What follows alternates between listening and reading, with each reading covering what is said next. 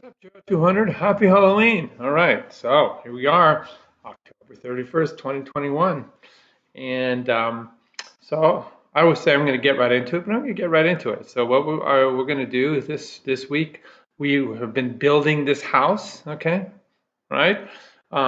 Piece by piece, looking at a lot of the issues that your parents and grandparents are dealing with right now, and something that you have to plan for your future. Okay, whether it's healthcare issues that we looked at, non-communicable chronic diseases of aging. Okay, whether it's social structure issues. Okay, in terms of not having enough people around to help because of the loss of fertility and the extension of the lifespan.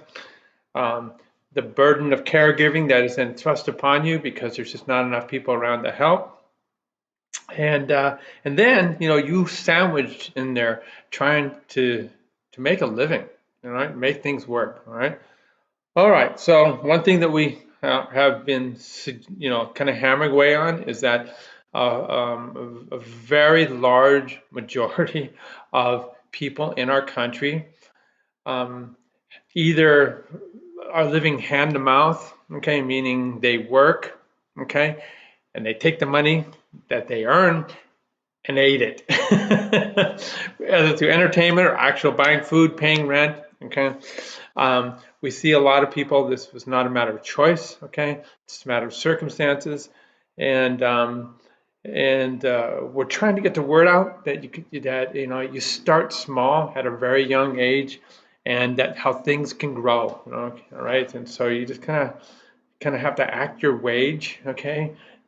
Put money away, pretend it's not there, and create this nest egg that's going to be there waiting for you later on in life when you're too old to work. Okay, all right. So that's the drill. All right. It's what the second critical thinking assignment is all about. I'm going to get into that, and it's what we're going to be talking about this week. I jumped in right into the weekly assignments, and here we are. Okay, I'm talking economics, but I'm talking about your personal economics, and we're going to do some retirement planning. I know a lot of you guys are B majors, business majors, econ majors here at USC. This is such an excellent primer on what you need to know. Okay, in terms of retirement planning. So, and we call people that do this kind of work, a lot of you, this will be the first kind of job you have right when you get out of college. You're called a financial planner. You're called a wealth manager. You're called a money manager. Okay, you call it whatever you want. It's all about taking people's money, okay, where they're comfortable with releasing those funds and investing it and letting that money through investing in, say, index funds, mutual funds from the stock market, okay, possibly real estate, okay, letting it gain value from that investment. That's called equity, it gains equity.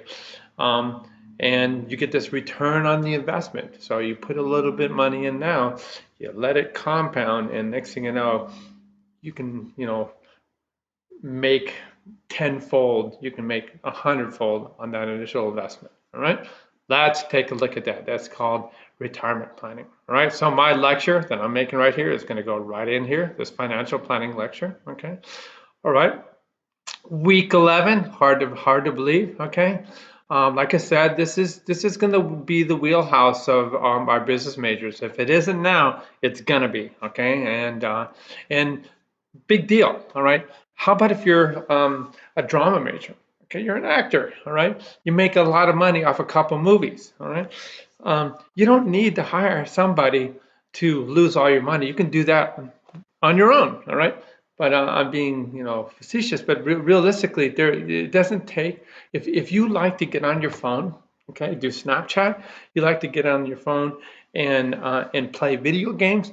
You can get into a Vanguard, a T. Rowe Price, a Fidelity account. Create this account and you can invest yourself. It's really easy. And when you do that, you reduce a big part of the fee structure, okay? So that money that you don't pay on fees to some guy who's your money manager or financial planner, it gets rolled into the investment every year. It grows and grows and grows and grows. And it's fun. It's fun to watch your investments grow. All right, it's better than a video game because it's real. All right, so so I encourage people that are not business majors, just get an account. Okay, if you're working, we're going to see you can set up an IRA. If you're not working, then it's okay. There are other options out there.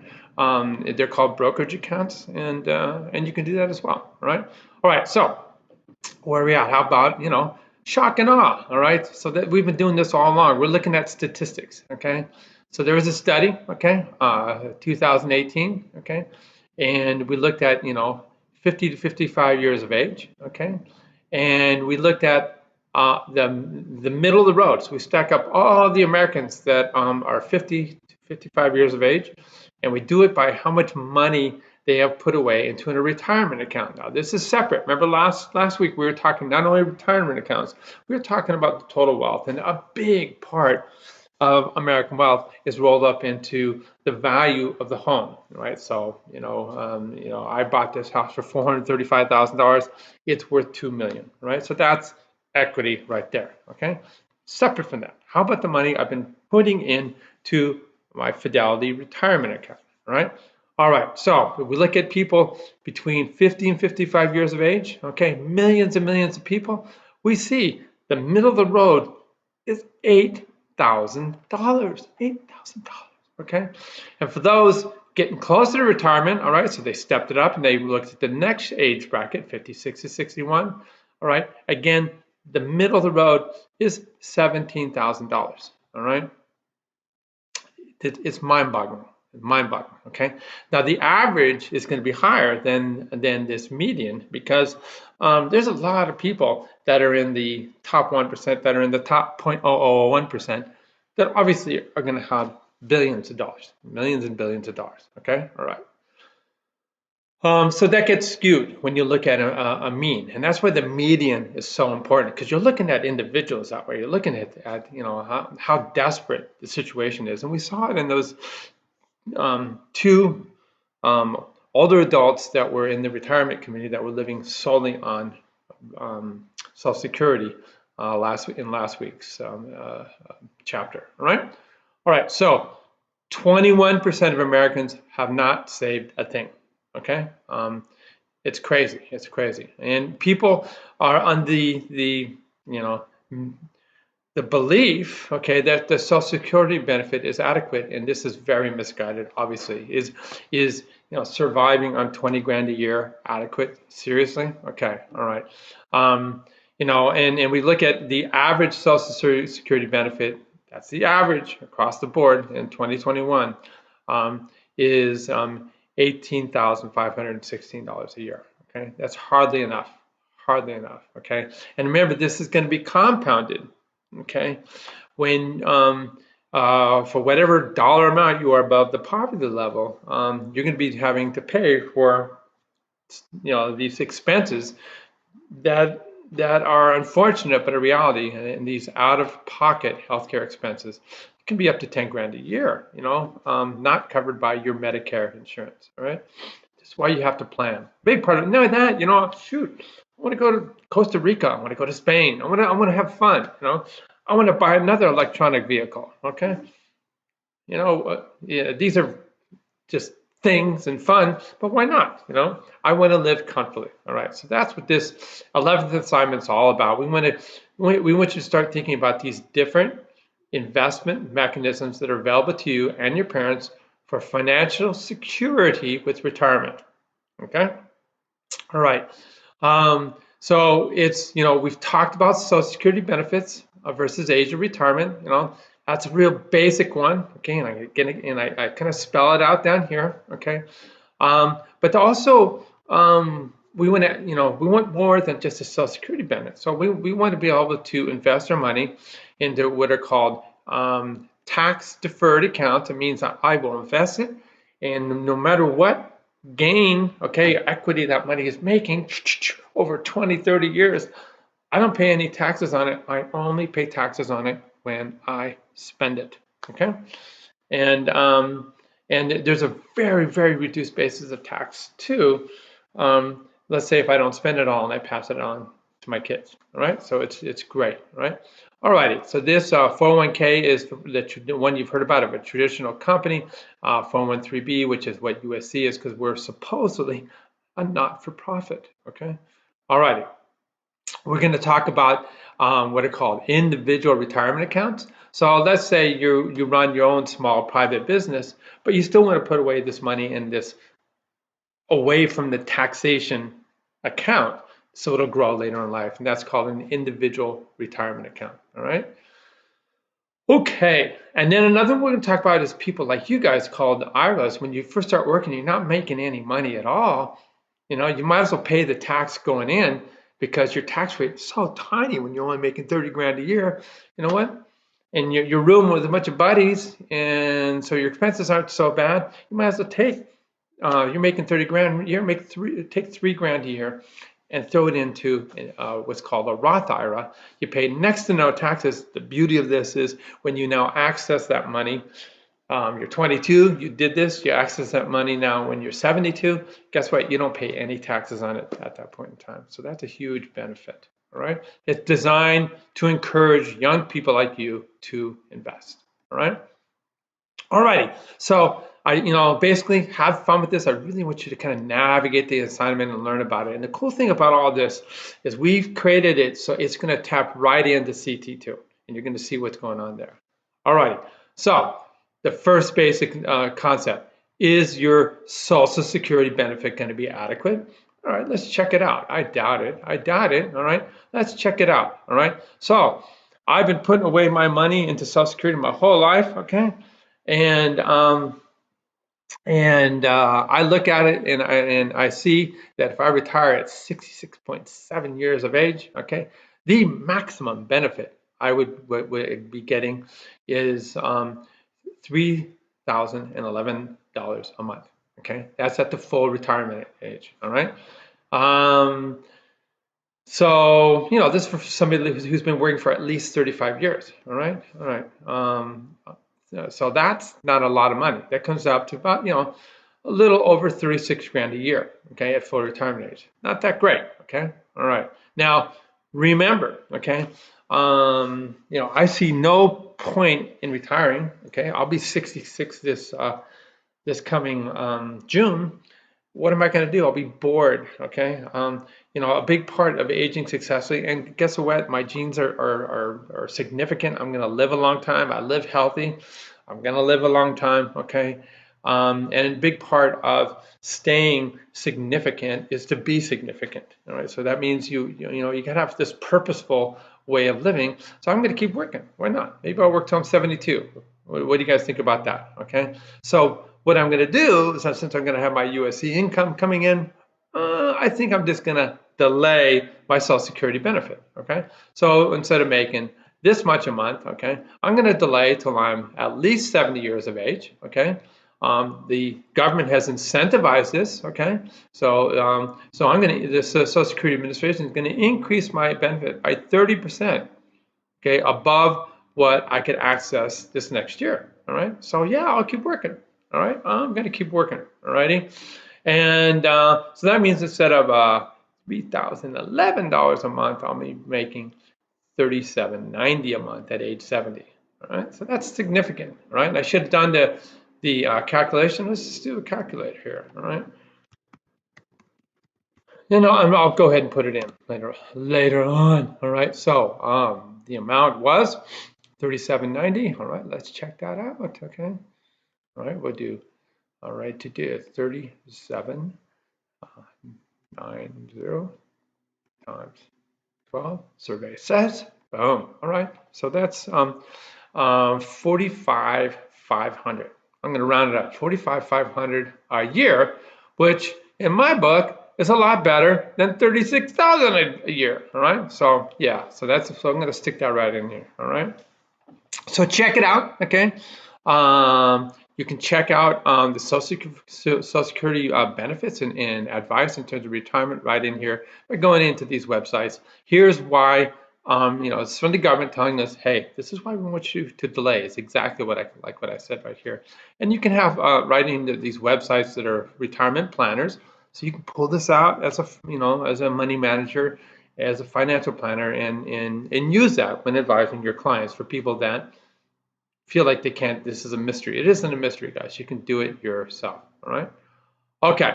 All right. So this right here again is the policy. All right. The official policy. Okay. In terms of early retirement, the other thing, all right, you're going to reduce your benefit. The benefit is reduced 5/9 of 1% for each month that you retire that is before that designated for retirement at the age of 67 years old, 66.7 years old, up to 36 months.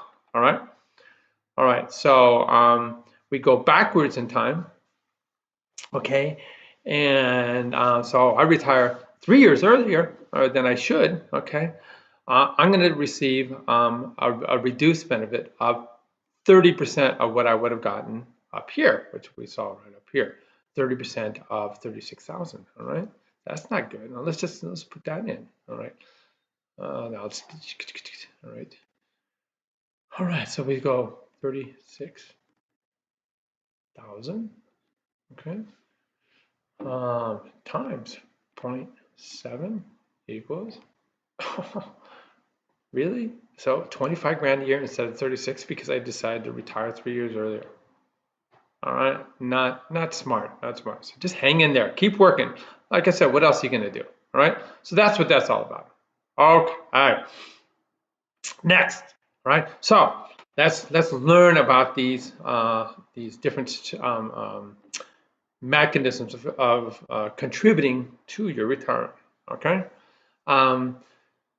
So there's a couple articles. This one right here, the Investopedia, kind of spells it all out, which is really cool. And what we're doing here, these are called, these are defined contribution plans. Okay, so this is where I am defining how much I'm going to take of my money that I'm going to contribute to my future retirement. Okay, so it's totally different than the defined benefit that a police officer gets, that a firefighter gets, that any city worker gets, state worker, or a federal worker gets. They get this pension, okay? That's a percentage of their income right when they retire. They don't have to, they're not putting money away because they're relying on this pension.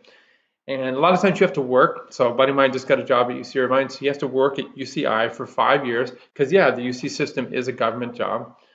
And then he gets enrolled in their pension system, okay? And the difference between this is and the defined contribution is when you die, the pension disappears, gone. Okay, all right. Where's the defined contribution? If I don't use it all up, my wife, my kids get all the rest. Okay, all right, cool. All right, so what are the tools that we're going to talk about? We're going to talk about 401k. The 403b is the same exact thing as a 401k. It's just given a different tax code number because one is a for-profit company that is a non-for-profit company like the University of Southern California. All right. Individual retirement accounts, okay, and then also the Roth individual retirement accounts. Again, one, you pay the Roth, you pay your taxes on that money before you invest it, and then it grows, and then when you pull it out, you don't pay any taxes on it. So if I'm making 400 grand a year, it's not a good idea to make a Roth right now, okay? Because I would pay my tax basis at 400 grand a year, it's like 40%. So what's the point of that? But if I'm making 40 grand a year, I'll pay, 1% of my taxes. I'm just pulling that out of the air, but you pay minimal taxes, so it's a good idea, okay? So if I'm making a lot of money, then I'm going to do what's called an IRA, okay? So that means I'm not going to pay any taxes on that money, even though I'm making 400 grand a year. I'm not going to pay any taxes on that money I put into the stock market. I will only pay taxes when I start pulling it out when I'm 75 or 80. Okay. All righty.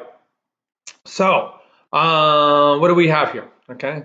So in 2021, okay, if we look at the 401k, okay, all right, the maximum I can contribute to my 401k from my own money is $19,500 a year, okay.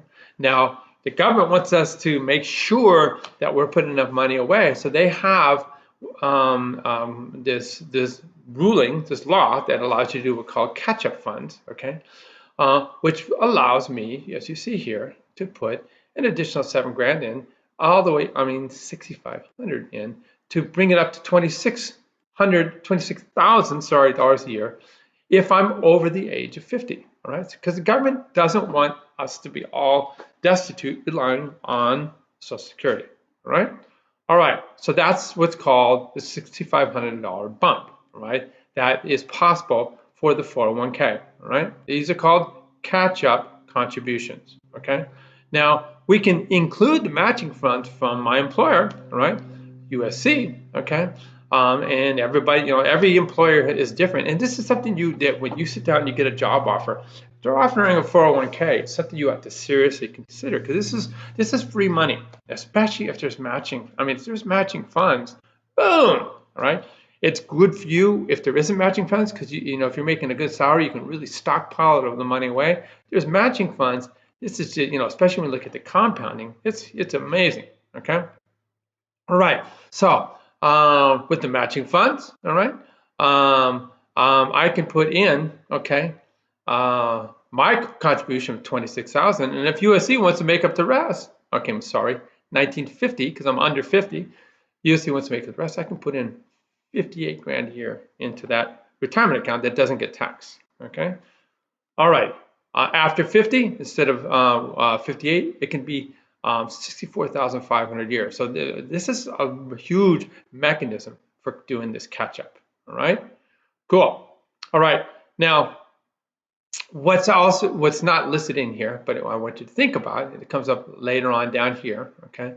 But I put this little from the Investopedia article, so in 2021, okay? So it talks about what I just talked about right here, my 401k. Let's say, you know what, you have a small company and you're doing your own investing.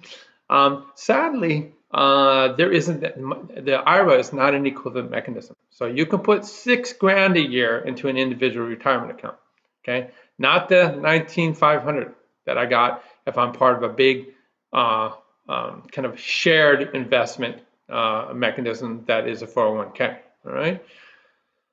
And this is true for both the regular IRA or the Roth IRA. The limit is $6,000 a year, okay? If I'm 50 years of age, all right, there is this catch-up that we talked about, but nothing like we saw in the 401k. So we had a 6,500 catch-up up here, okay? And we see down here it's an extra $1,000, just an extra $1,000 to 7,000. All right. So that's super important to look at. Okay. Now there is a Motley Fool article that is part of all this that is cool. It kind of shows you what happens with the compounding. Okay. Now this whole concept of watching your money grow, all right, investing in, saying, see ya, I'm not going to access it, okay, is what your critical thinking assignment 2 is all about, okay? So what I'm going to do is I'm going to quickly jump over there and, okay,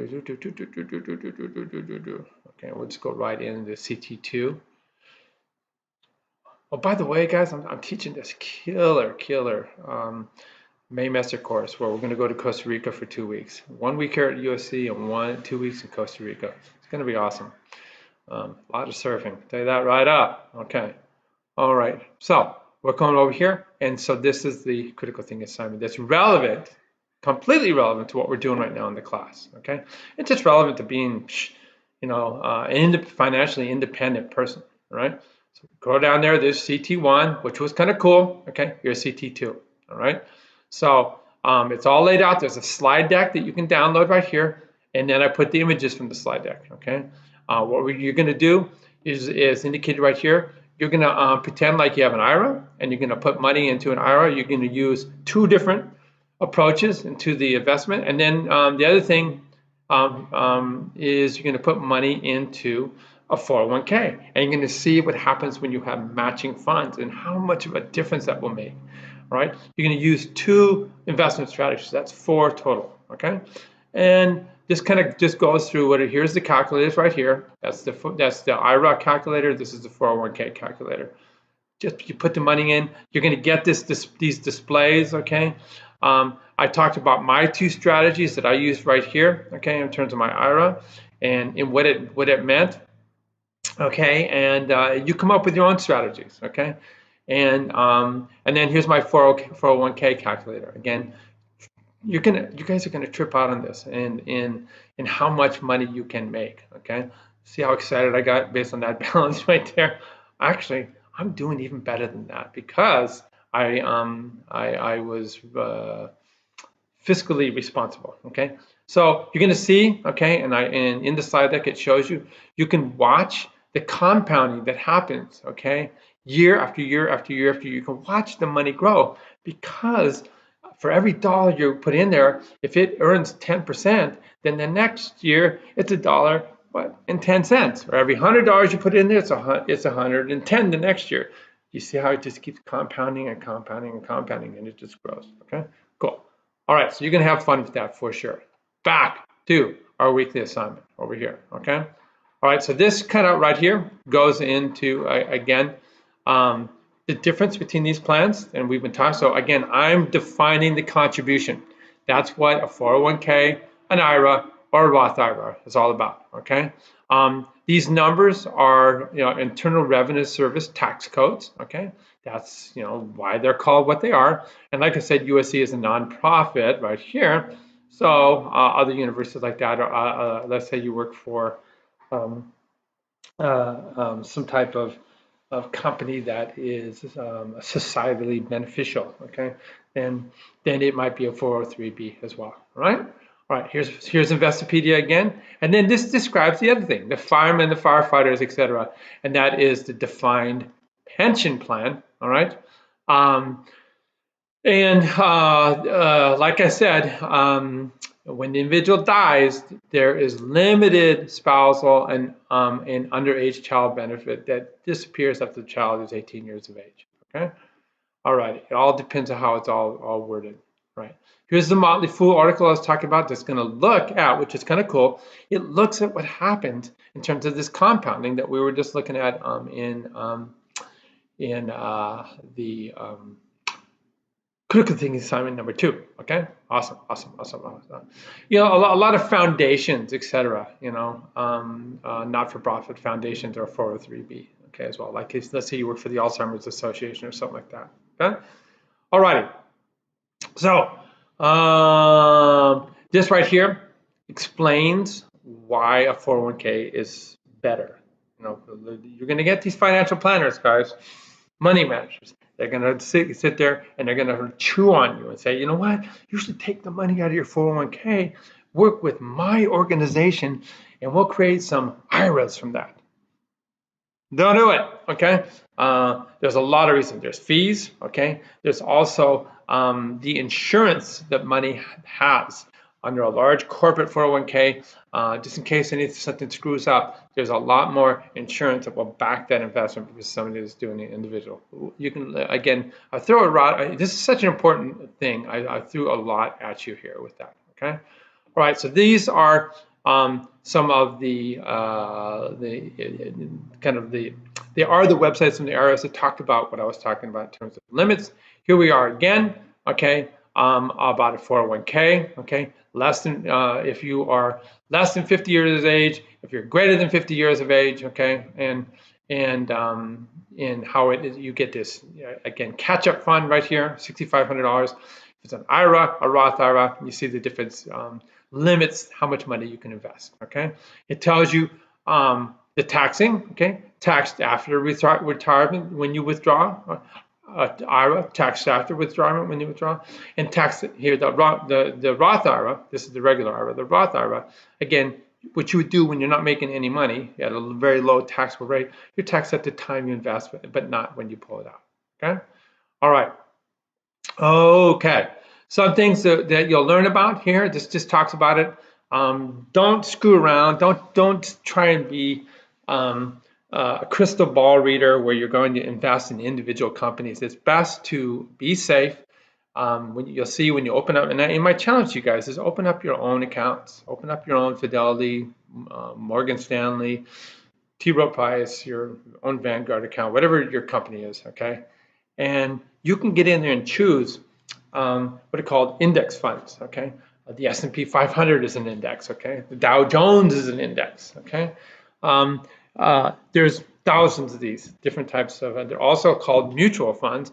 And so you invest in a category and you throw 5 grand in, say, and a mutual fund will be a conglomerate of maybe, say 1,000 companies, right?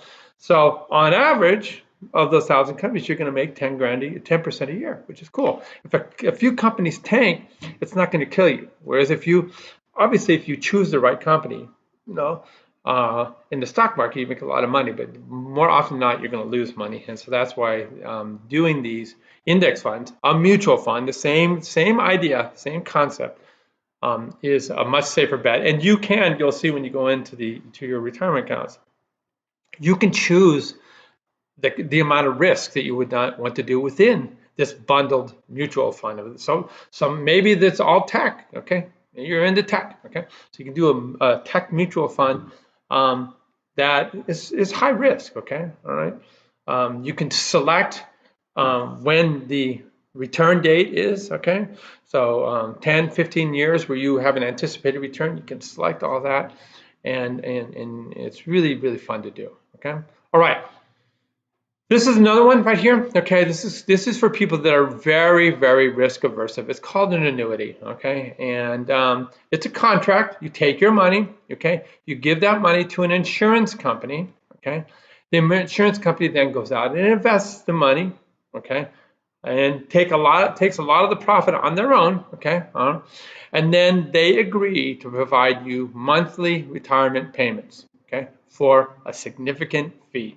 Right? And that's the bottom line on this, okay? So there's a lot of controversy about these annuities. There was a time when these annuities would be offered with a significant fee, and you give them all their money, and people are like, okay, well, I'm going to live till I'm 90, I'm 65, So, and they're guaranteeing me 6 grand a year, or whatever it is, 60 grand a year, sorry, or even 100 grand a year, okay? That seems like a good deal, all right? And they used to, have in the small print that if you die, they take all the money, your heirs don't get any of it, okay? So your children don't get any of the money, all right? And that used to be kind of a scam. And things have gotten better in that way, but still, you have to read the fine print on that, okay? And then, what the insurance company is betting on, of course, is that you give them, your $1 million, okay? And they invest it. And yes, we're going to give you this guaranteed income, okay? 50 grand a year, whatever it is. They have what are called actuarial tables, especially when you'll fill out, what kind of problems you're having, okay, like heart disease, diabetes, okay, these non-communicable chronic diseases of aging, and they're going to do the math and say, there's a good chance this guy's going to die in 5 years, and we get all the money, okay? All right, so that's what it's all about. So you just got to be very careful when you're looking at annuities. And so here's a couple of good articles looking at annuities. All righty, very cool. This is if you guys have money, let's say you inherited some money, let's say your parents give you a gift, and there's an annual gift that your parents can give to you that will be underneath the tax code, so you won't have to pay taxes on it. You can set up your own brokerage account, okay? So this is the Investopedia article on brokerage accounts. And what's different about these guys is if you make a lot of money on that investment, unlike an IRA, it's not going to be protected from taxes, okay? So you'll pay capital gains, but it all depends on how much of an income you have, okay? And when you try and get the money back. So you invest $1,000, you make $1,000 in 6 months. You're like, all right, I'm going to go take it out, that $1,000, and I'm going to go to Europe, okay? That's called the short-term gain. You're going to pay a lot of taxes on that. However, if you invest $1,000 and over 3 years, you make $2,500 on that, and you let it sit there for 3 years. After 1 year, then what you see over here on the right-hand side applies. That's called a long-term gain. And so if my total income is at this level you see right here, okay, then I'm not going to pay any taxes. Pretty cool, all right? So to see what I'm talking about, this article right here by NerdWallet, okay, has this concept in here. And they also have a calculator, so you can see what happens. You can play around with it. All right, guys? All right, so this is the worst case scenario right here, what happens. Okay, this is a New York Times article. You can access the New York Times through USC as a student. We also always put the PDF file right here. Okay, so what I did is I went ahead and I did the PDF file here. All right, so it's not perfect, but it talks about Tracy Dewart, okay, and her parents, and what happened because she didn't take over their parents' accounts. She handed over that responsibility to this trusted friend who was a financial planner. Okay, so and then her life got busy. All right, so it was about her 84-year-old mother. Okay, living in Manhattan. Okay, and Tracy Dewart, Mrs. Dewart, she was 58. All right, so life's busy. All right, so then she goes in and she starts looking around. It was a JP Morgan account, okay? It was an account set up by her father, okay? 8 years earlier, okay? And the guy seemed trustworthy. That was the financial planner, okay? Then suddenly she starts looking at it and she's like, wait a minute, what is going on? Closer look at this, okay? Revealed that the account had dropped $100,000 in a month. Okay, and nobody was pulling assets out of there. So at the same time, when her parents' accounts were dropping $100,000 a month, her own accounts, which she was investing in, her Fidelity account, were kicking ass. They were rallying. So it was like, oh my God, red flag. What is going on? Okay, and this is why you have to go over and you gotta kind of look over the statements. All right. And we see right here that the retirement accounts that have been set up by her parents, okay, again in their 80s, worth about 1.3 million in 2017. Okay, that 1 year, the commissions for selling and purchasing stocks by the financial planner was $128,000 in 1 year. Okay, 10% of its value, out of control, out of control. Laws went down because of this, because this is basically financial abuse of older people. Okay, and when she looked over the account, you see that the account was called, the vernacular was being churned. Okay, this is what they call it. So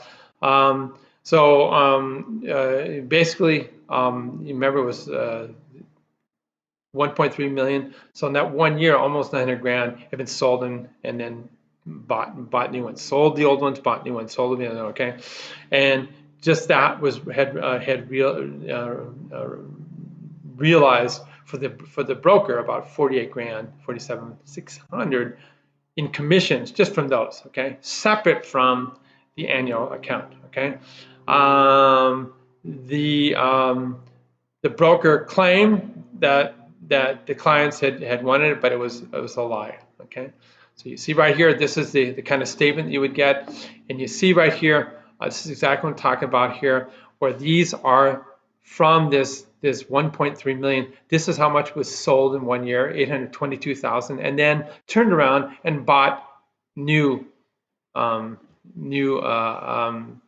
equities, okay, new stocks, okay, and from that fees were generated. Okay. Finally, as you read through this, they approached Morgan Stanley. I kid you not, had to do the same thing with my mom's account. It was crazy. Okay, we finally went not from the broker out here. We contacted corporate offices, and they righted their wrong. So in this case, the people righted their wrong halfway. But it's a real lesson learned that you kind of have to keep your eye on the ball. Okay. Awesome. Okay, so because of this, okay, all right,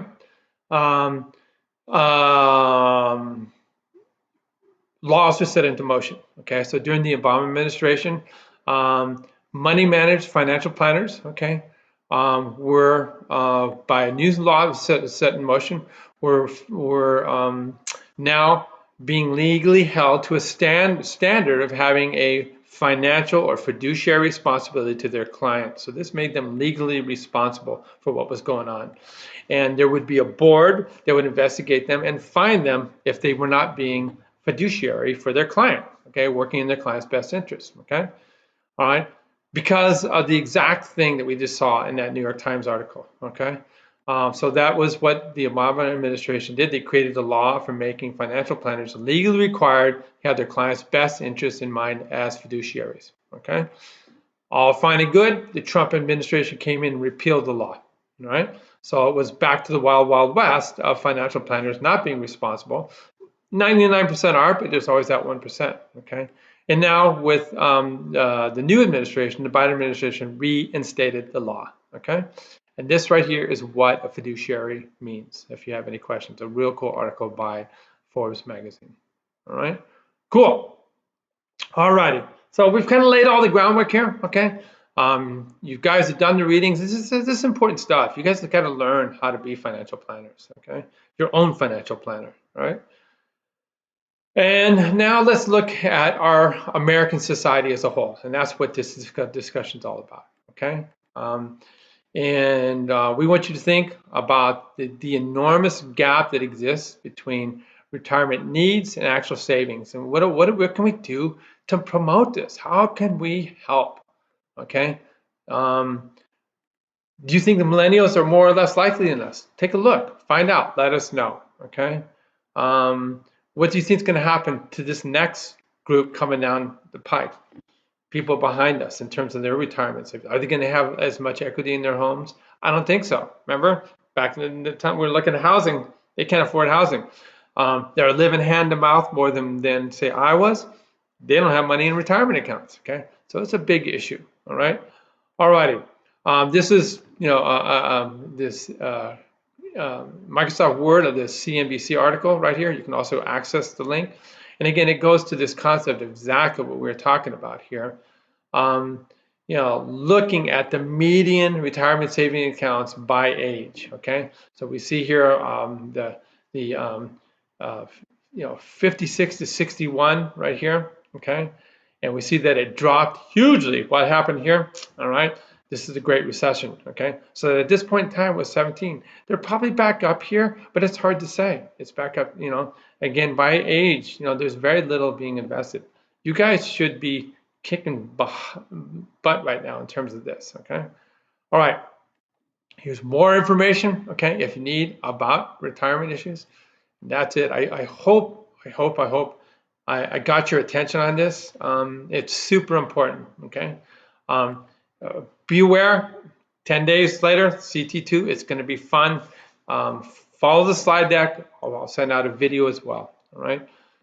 Sadly, I was watching a game right now with the Saints, and Jameis Winston was having a really, really just an amazing turnaround year with his career, and he just suffered what looked like a pretty radical knee injury. I feel sad for him and any football player that suffers a kind of a career-altering injury, okay?